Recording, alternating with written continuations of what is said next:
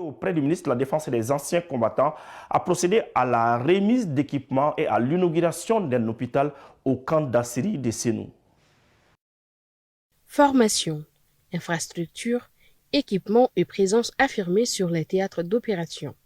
C'est la détermination des autorités de la transition qui d'autres auraient pu mener la bataille sur ce double front, une infrastructure après l'autre.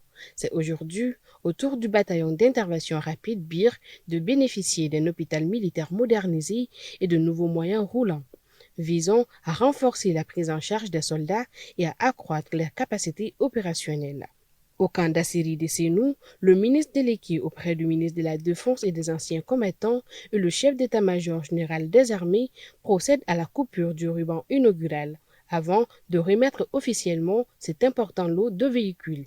Nous sommes là ce matin pour deux activités principalement. La première, c'est pour l'inauguration de l'hôpital Rôle 2, donc un hôpital de niveau 2, au camp d'Assiri, au camp dédié à nos bataillons d'intervention rapide.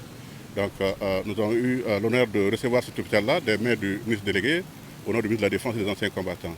Donc, je dois dire que c'est un pion supplémentaire à l'architecture de notre système de santé militaire qui verra en tout cas une prise en charge plus optimale donc, de nos blessés.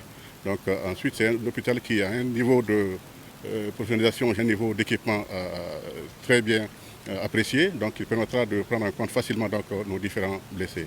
Ensuite, le deuxième acte a consisté à la remise de matériel.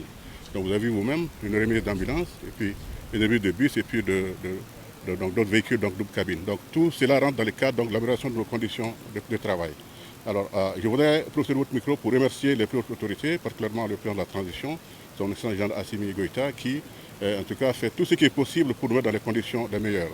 Cela permettra aussi, en termes de capacité opérationnelle, de les renforcer et nous orienter vers des résultats beaucoup plus probants.